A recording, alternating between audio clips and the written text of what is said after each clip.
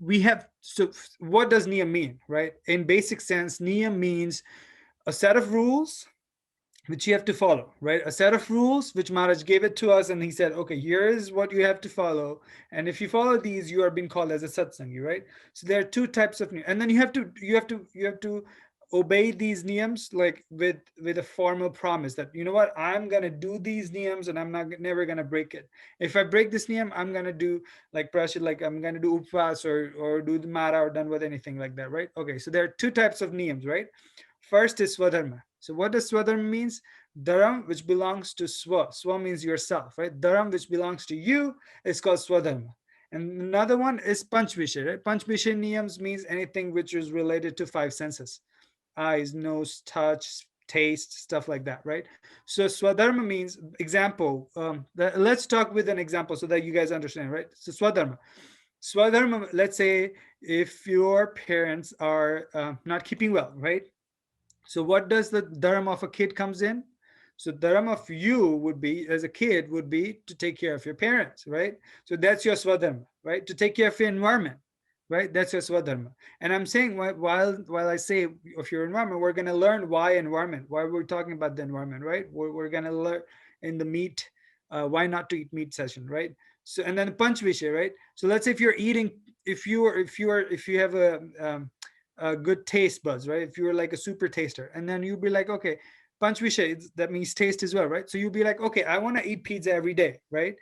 And that's not good. You have to be detached with these panchni punch vishays, right? Sometimes you have to be like, okay, I don't want to eat pizza. I'll go with mommy, what mommy made, rotli shak. You just don't say, oh, I'm gonna eat Taco Bell, pizza, burger, pasta. No, you also have to go ahead with what your parents makes, right? Which that comes under panch vishay and niyam. So just to avoid going ahead with your taste buds, right? Going in the flow of taste buds, right? So that make sense. Every time it makes sense, just you have an option to raise, just show thumbs up and then high five and then heart and whatnot, right? Just put that on, just click that on, right? All right, you will see. Good job, Rohan. All right, so next slide, please. So we'll learn why. So Maharaj gave us five Vartmans, right? Panch Vartman means five Vartmans. Maharaj said, if you follow these five Vartmans, I'm I'm all yours, you're all mine, right? You are an actual satsangi, right? So first thing is Maharaj said, do not eat meat. Now we know that, okay, Maharaj said do not eat means we'll do it, but the logic behind this is, you see, like there's violence going on, right?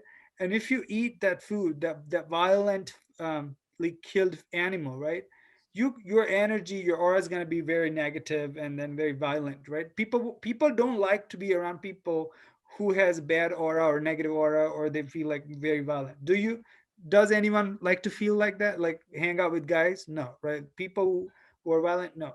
And the science behind not eating meat is that I recently actually was reading a paper. So I'm a scientist, so I always like to go with the science of what I'm doing, right? So I was reading a paper. It says a leg piece, right? A leg piece takes 72 hours to digest. A chicken leg piece takes 72 hours. Fruits take 1 to 2 hours. Vegetables take 3 to 4 hours to digest in your body, right? Imagine in this regular environment, if you keep a chicken leg piece outside in the regular environment, right, and not in the refrigerator, just on the kitchen countertop, it will get rotten in 24 hours, right? Imagine the kind of environment in your body, right? There's a different type of acid, bases, biles, and enzymes going on in your body. It's 100 times worse than this environment. Your food, your chicken leg piece is staying in there for 72 hours. Imagine what it's doing to you. It's actually like a slow poison, killing you slowly and gradually, and it's increasing the risk of getting disease, right? So we all promise from this that we want to keep our body really active, not let, and then because of the digestion problem, because 72 hours digestion problem, you'll feel lethargic, lazy, drowsy, sleepy, stuff like that, right? You won't feel energetic, right? So if you want to feel energetic, go for it. Go vegetarian. All right. Do not eat meat. So we'll. And you have to keep in mind, you have to remember all these panchavartamans, because hey, this is a tip. We're going to be asking a question from one of these vartamans, and you guys have to be you have to show that, okay, you guys were listening, and you have to, by answering those questions, right? Okay, promise. Good job. That's one of the niyam. Promise. All right, let's go. Second one. So second one is do not drink alcohol. So when you drink alcohol, Maharaj said madhu ko pivat nahi. Madhya ko pivat nahi. Maharaj said do not drink alcohol. Why? Because Maharaj said because it's gonna create so many different problems in your body. It's gonna take you to a delusional state. It's gonna take you to the seventh level, right? You'll be like, I'm on the seventh heaven when you drink. I can say that, right? I used to drink. To be honest, I used to drink before I came into satsang, right? And I know what I'm saying, right? And it's coming from personal experience. When you drink, you feel like you are on the seventh heaven and you don't want to come down, right? India માં છે ને, when people drink એ ગટર જ્યારે રાજાન તરીકે ફરે પણ બીજા દિવસ સવારમાં જો આવે ને તો they're sitting in the gutter, પેલું નારું ના હોય ગંદુ પાણી જાય, like waste water, એમાં પડેલા હોય next day morning. The Raja Gyukyagu, it's all delusional, right? You are not a Raja.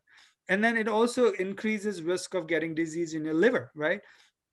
So what happens is it's said in science that adults who are high risk of on getting yellow fever, pneumonia, is people who drink and smoke, right?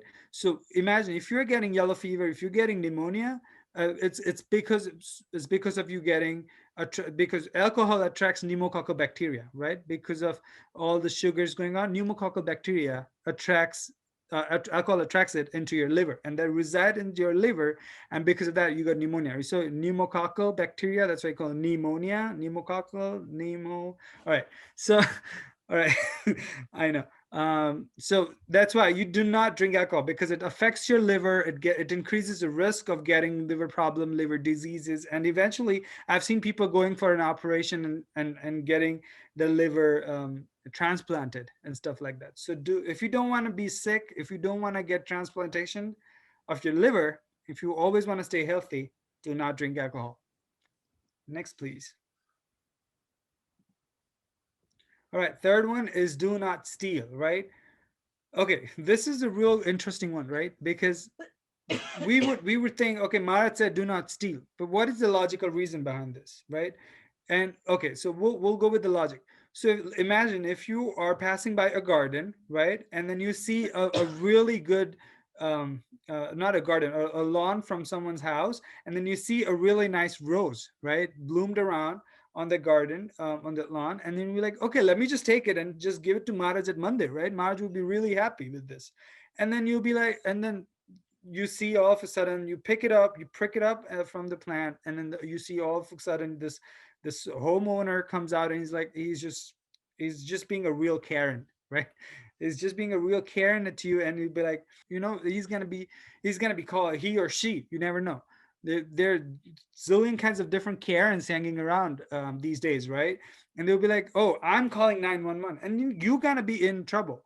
They won't see why did you prick that flower. They would see that you pricked a flower. It doesn't matter if you pricked it for a good reason, that you picked it for Mara, but you picked it up, you stole it without the permission of the owner, right? And that's why they're gonna call 911, and then you're gonna go all in the trouble, right? You don't wanna go ahead with that, right? So okay, right? So let's go with the next slide. So do not commit adultery, right? So adultery means, let's say if you have, so we'll go with an example of husband wife, and then we'll go with our generation, right? So husband wife, right? So if you have a wife at your home, or if you're a girl, if you have a husband at your home, do not engage with any other girl or a guy outside, right? Why? Because you're being loyal to your partner, right? If you are a teenager, right, you be a loyal person to your girlfriend or your boyfriend, right? Because eventually you're hurting someone's feeling, right? And not just one, you're hurting two people's feeling, right? If you have a girlfriend at school and you'd be like, hey, I have a girlfriend somewhere else, out else there on Tinder or something, you'll be like, that person don't know that you have a girlfriend, and vice versa, and then both of their feelings would be hurted, right? So do not do adultery, do not do gambling.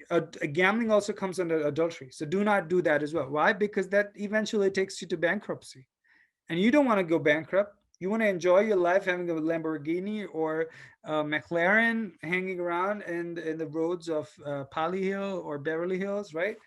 So do not commit adultery, because what you're doing is just hurting someone else's feelings. And that's Maharaj don't want that. Maharaj would be like, okay, if my Hari Bhagat would not hurt someone else's feeling. You will always respect someone else.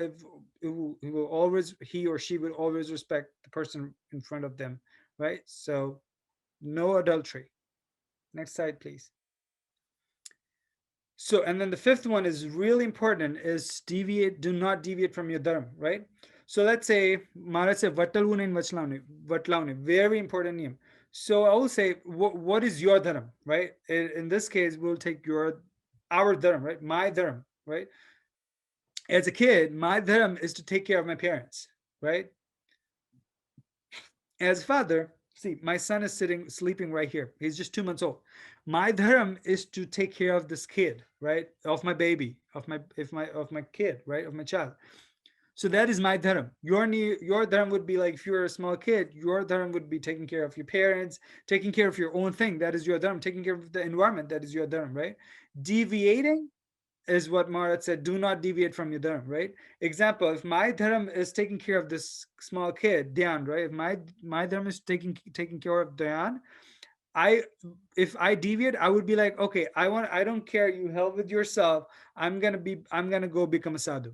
I'm deviating from my dharma, and Maharaj does not want that, right? Maharaj does not want that. If there are some, there's not just growers, there are santos, right? Their dharma is to teach what Maharaj said. Their dharma is to do all is to just do all the tyag and just to be um, away from the Maya, away from the materialistic world, right?